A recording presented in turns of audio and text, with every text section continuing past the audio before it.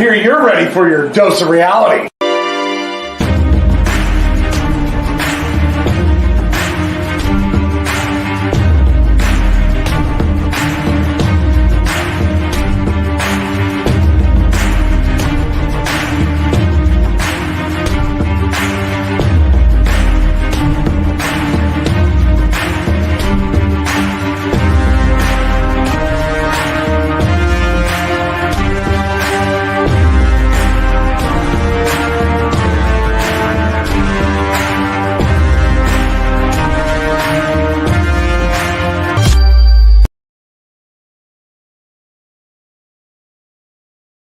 Hello, everyone. I'm Dr. Quack, and welcome to the Dr. Quack podcast. Today, I felt like giving a special review on a movie here. Yeah, it's that kind. The Texas Chainsaw Massacre 2022.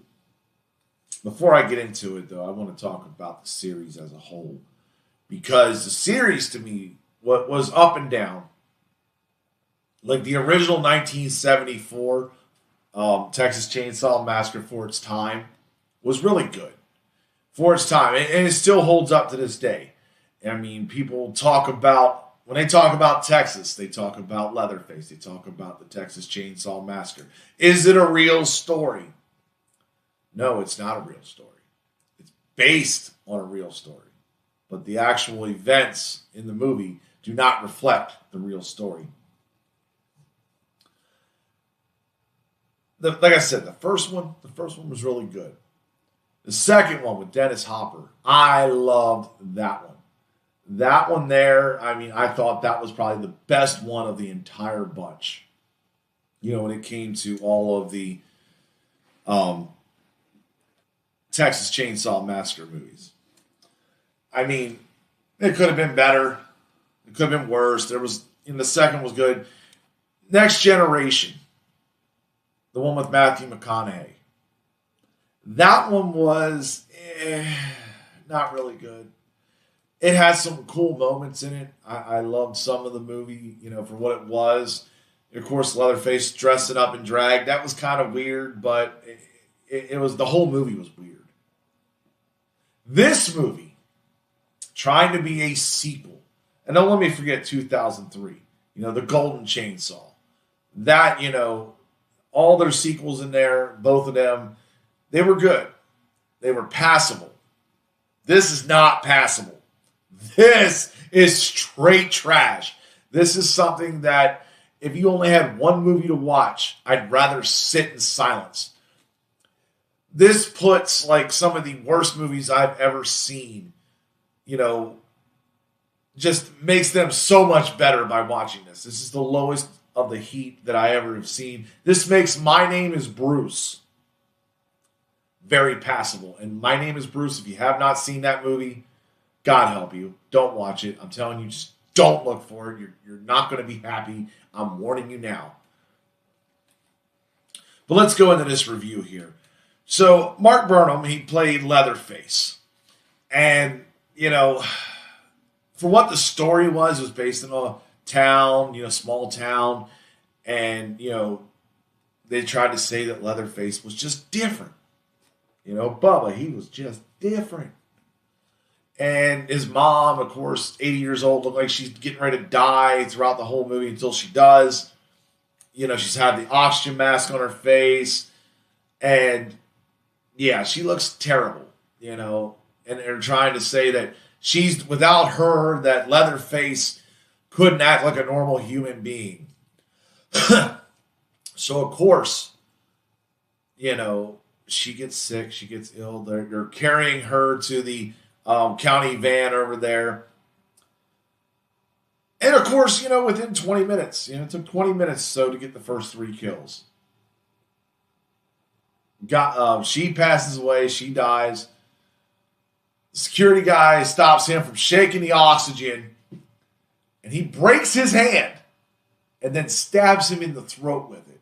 That was pretty cool. Shards right there. It was CG'd, of course. There wasn't a real practical effect on that, but it looked cool. I'll give it that. That was cool. And, of course, the guy trying to pull his gun out, and he's pointing to the side over here, and he shoots the driver. Kind of predictable in how that was going to happen, because the car goes all swervy and stuff, and into looks like a corn feeder over there. Definitely, it hits there, major accident. The girl that was riding along, she sits there and, is damn near dying. But Leatherface figures out that she's alive eventually and kills her, stabs her right in the gut. They're all family here that they all came into. They had to make this big party bus. 2022. Let me explain something here. So I'm jumping a little bit throughout the movie. I don't want to spoil too much. When your best weapon is this, when your best weapon is a cell phone against Leatherface, you're going to die. They actually had an idiot on there, and it represented society because people think cell phones are the most important thing. Had an idiot going live with Leatherface and his chainsaw right there, literally 2 feet from him, saying, "Oh, we're going to get you canceled." And he got killed. Kind of sent a message, I think, a little bit on that. Felt like a little bit to maybe the Hollywood people out there in the world.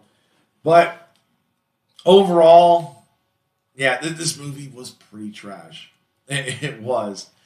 I mean, the story was horrible.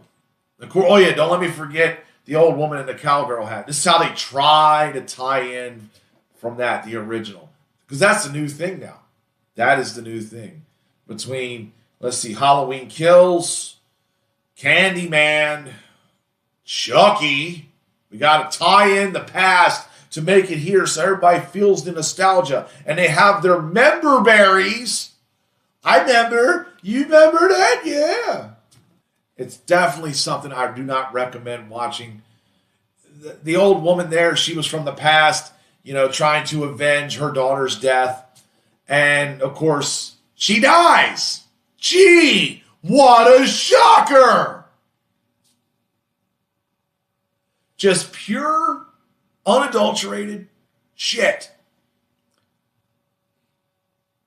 I will tell you all this. Do not watch this movie. Rotten Tomatoes, as of this broadcast, gave it a 30%. IMDb gave it a 54%.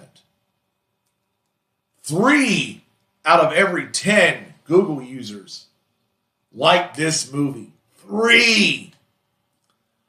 This was just a travesty. Yes, I am tired of Hollywood coming out here and making movies just to make movies. I mean, I understand, new ideas are hard to come up with. But good God, stop taking something from the past that was popular and saying, we're just going to make another movie. We're going to slap that out there for the audience because it's a new Texas Chainsaw. Ooh, I want to turn in. Ooh, this is going to be great. And you leave people disappointed.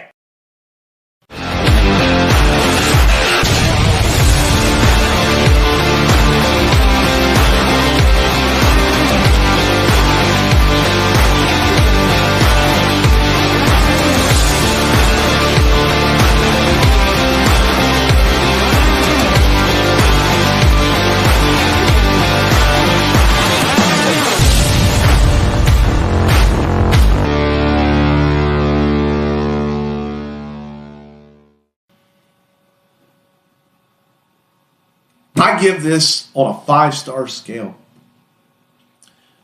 I'm giving this 1.25 stars. Yes, if you really are a diehard Texas Chainsaw Massacre fan, like that is your top go-to horror villain there to watch, you may or may not enjoy it. If you're a casual fan, somebody who, let's say we prefer something better, like I prefer Freddy Krueger.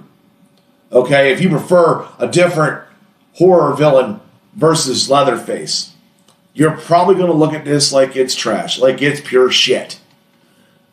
So that's my recommendation here. I wanted to do this real quick because I just got done watching it. I took an hour to make sure I developed how I wanted to say this and prepare this. So, yeah, I strongly do not recommend watching this movie. This is just straight horrible. It's trash. It doesn't belong out there.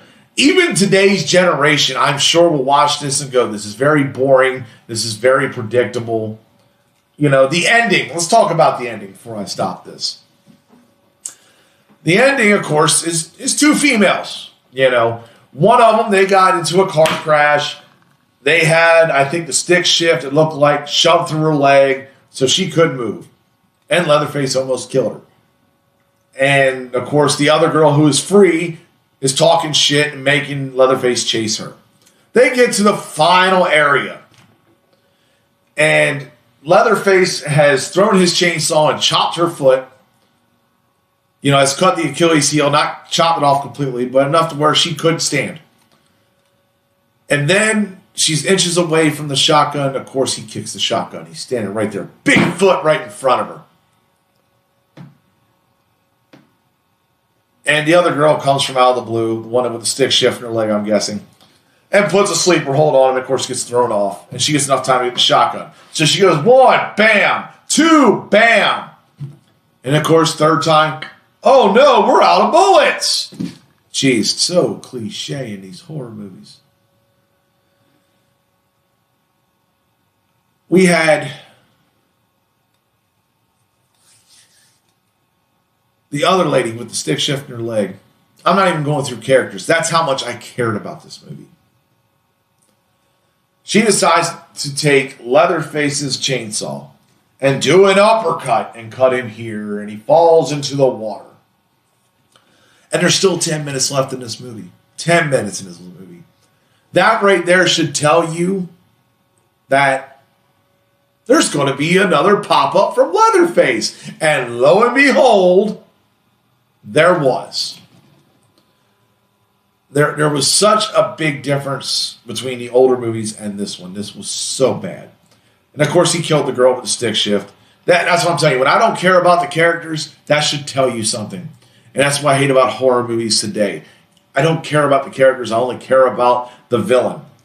Make me care about the characters in the movie so I can get a little excited. Maybe I can feel some anger. Maybe I can feel some rage, some sadness, some happiness. I felt nothing in this movie. But yeah, you know, crappy ending, crappy movie, 1.25 stars. That's just my recommendation for this. You're getting my unadulterated truth here when it comes to movies, because horror movies I love. This one I don't recommend. I would tell you to go watch Sleepaway Camp 3 before you watch this. I would tell you to watch My Name is Bruce before you watch this. And I've brought that up before. So, yeah. Just be careful if you watch this movie. You're not going to go in with very low expectations. Very low. Because that's all I got for this. I ain't got nothing else here.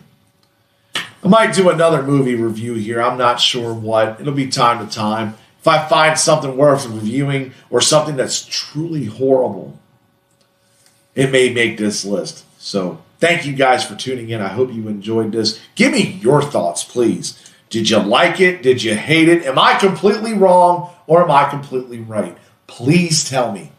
And I look forward to seeing what you got. Thank you all. Coming this fall to Heart and Souls Promotions.